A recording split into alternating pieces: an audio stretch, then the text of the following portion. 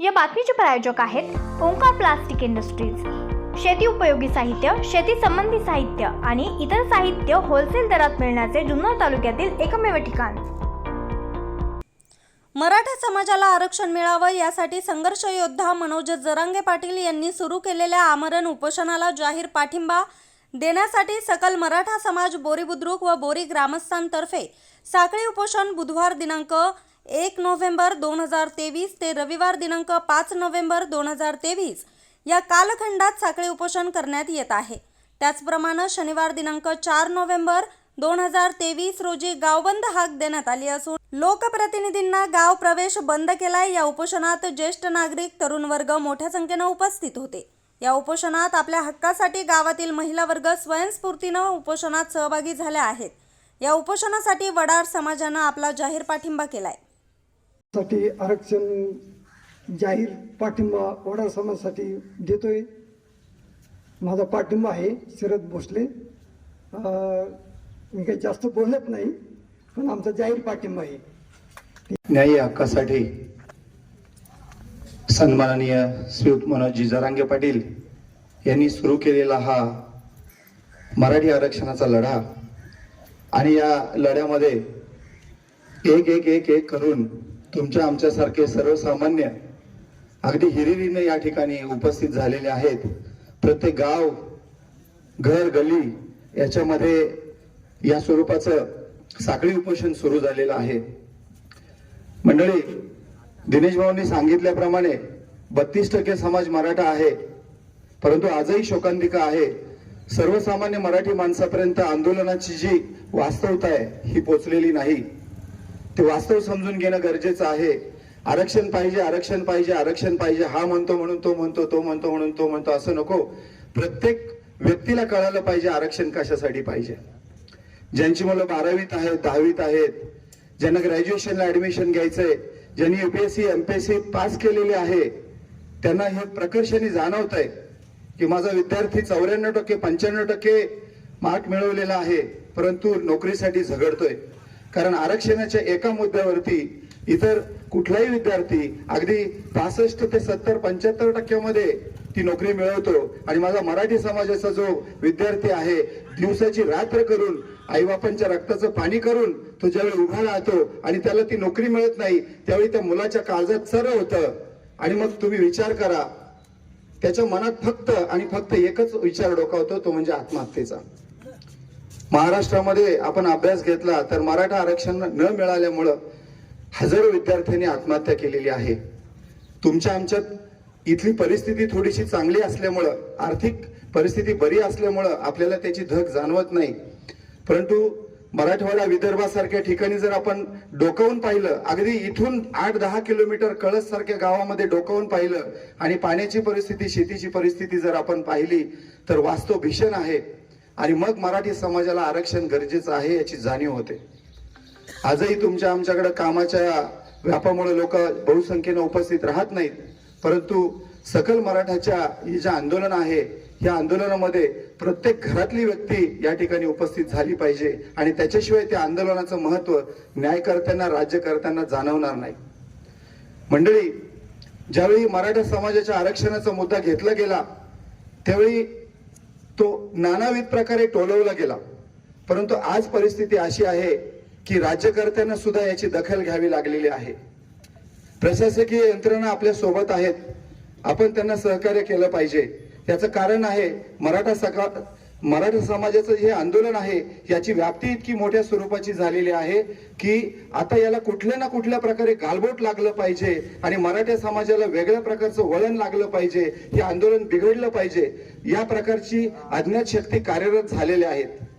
माझं तरुणांना आवाहन आहे, प्रशासकीय यंत्रणा आपल्या सोबत आहेत। कुठलीही अफवा, कुठल्याही प्रकारची चुकीची माहिती आली तर तिची खातरजमा केल्याशिवाय कुठलंही पाऊल उचलायचं नाही, पहिली गोष्ट।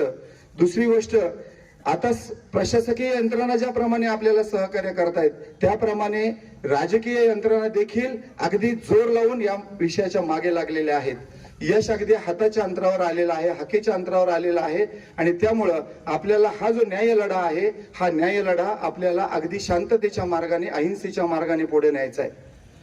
कुठं काय झालं बातम्या येतात, चुकीच्या बातम्या येतात, सोशल मीडियावरती फटाफट चुकीच्या बातम्या प्रसारित होतात आणि मग हा बिघडला तो बिघडला आणि चुकीच्या पद्धतीने आंदोलनाला वळण मिळू नये यासाठी मी पुन्हा एकदा तरुणांना आवाहन करतो की बंधू मित्र हो, अगदी हाकेच्या अंतरावर यश आहे. मराठ्यांचा एक सुपुत्र अगदी 7 दिवस झाले काही घोट पाणी पिऊन जगतोय आणि त्या न्याय लढ्यासाठी त्या माणसाने स्वतःचा जीव डावावर लावलाय. तर आपण स्वतः देखील यामध्ये झोकून देऊन अगदी चांगल्या पद्धतीने शांततेच्या मार्गाने अहिंसेच्या मार्गाने हा लढा लढूयात. मी वैयक्तिक आपल्या समस्त ग्रामस्थांच्या वतीनं जरांगे पाटलांचं जे उपोषण आहे या उपोषणाला एक वेळचा अन्नत्याग करून या आंदोलनाला सक्रिय पाठिंबा देत आहे. आपण या ठिकाणी सर्वजण उपस्थित झालात, या आंदोलनामध्ये सहभागी झालात, मनपूर्वक आभार. सकल समाजाच्या वतीनं वडार समाजाच्या वतीने शरदरावांनी, कालच जैन समाजाच्या वतीनं देखील या मराठी आंदोलनाला पाठिंबा मिळालेला आहे. आपण सर्वांनी ज्या कोणी समाजाला या आंदोलनात सहभागी व्हायचं असेल, न्याय मार्गाने अहिंसेच्या मार्गाने आणि शांततेच्या मार्गाने आपण या लढ्यामध्ये सहभागी व्हा. आपण केलेल्या सहकार्याबद्दल धन्यवाद. तरुणांना पुन्हा एकदा आवाहन आहे, हे साखळी उपोषण अशाच पद्धतीने सुरू राहिलं तरी चालेल, परंतु याला कुठल्याही प्रकारे गालबोट लागू देऊ नका. कृपया याची काळजी घ्या. धन्यवाद. अपेक्षित राहिलेला माझा मराठी समाज, की ज्या मराठी समाजाची उपेक्षा आणि अपेक्षांना कुठतरी भंग होण्याचं स्वप्न किंवा भंग होण्याचं काम राज्यकर्त्यांनी गेली अनेक वर्षापासून केलं.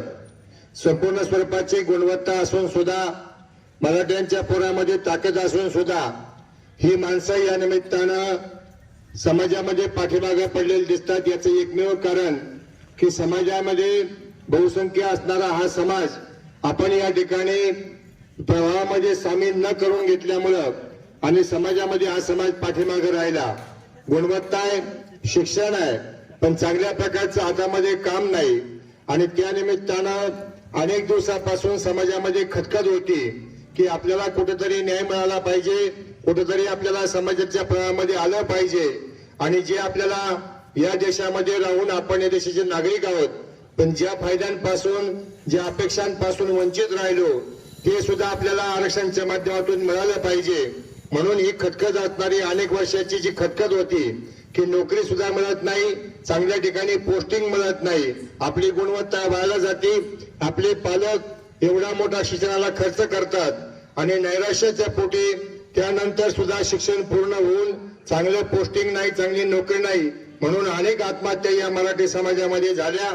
आणि खऱ्या अर्थानं समाजामध्ये ही एक वेगळ्या प्रकारची नाराजीची, सुराची भावना जी होती, त्या भावनेला कुठेतरी चांगल्या प्रकारचा बळ मिळावं म्हणून आंतरवर्ली सराटी या ठिकाणी बीड जिल्ह्यामध्ये, जालना जिल्ह्यामध्ये त्या ठिकाणी मनोज जरांगे पाटील नावाचा एक अतिशय साध्या स्वरूपाचा युवक, की ज्या युवकांना आज या संपूर्ण भारत देशामध्ये हे संपूर्ण राजकारण ढवळून काढलेलं आहे, असा एक ताकदीचा युवक, त्याच्याकडे जर पाहिलं तर वजन तर नाही, त्याचं 50 किलो सुद्धा वजन भरणार नाही, पण 50 देशांना हरण्याची ताकद त्या माणसामध्ये. अशा प्रकारची चांगली त्या माणसाची भूमिका निर्माण झाली. एक तरुण पेटून उठला आणि त्यानं या मराठी समाजाला आरक्षण मिळावं, मराठी समाजाला फायद्यांची या महापात्रात पडावं.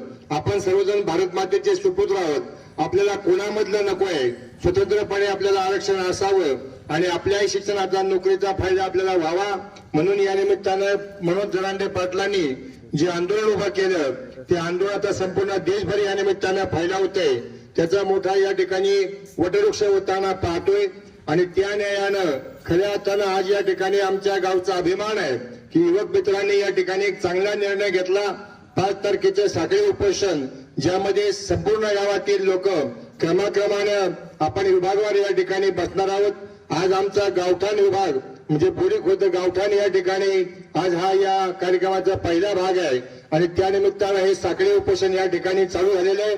या उपोषणामध्ये माझं नम्र स्वरूपाचं आव्हान संपूर्ण मराठी समाजाला आहे की संपूर्ण मराठी समाजाने कुठल्याही स्वरूपाचं राजकारण न आणता एक दिल्यानं या आंदोलनाच्या पाठीमागे उभं राहायचंय. संपूर्ण समाजाने या आंदोलनामध्ये भाग घ्यायचा आहे आणि प्रत्येकाने या ठिकाणी येऊन तास 2-2 तास का होईना आपण या निमित्तानं सगळे उपोषणामध्ये सहभाग घ्यायचा आहे, जेणेकरून मराठी समाजाची ताकद या निमित्तानं समाजाला कळेल, शासनाला कळेल आणि शासन आपल्या पुढे वाकल्याशिवाय राहणार नाही आणि मनोज जरांगे पाटलांचं हे उपोषण या निमित्तानं सक्सेस होईल अशा प्रकारचा प्रयत्न आपण सर्वांनी करायचा आहे आणि या बोरी गावच्या सगळ्या उपोषणाला सर्व समाजाने पाठिंबा देऊन या उपोषणात सहभागी घ्यावं अशा प्रकारची विनंती या ठिकाणी करून थांबतो. धन्यवाद. न्यूज रिपोर्टर अशोक कोरडे, आज 24 तास, बोरी बुद्रुक.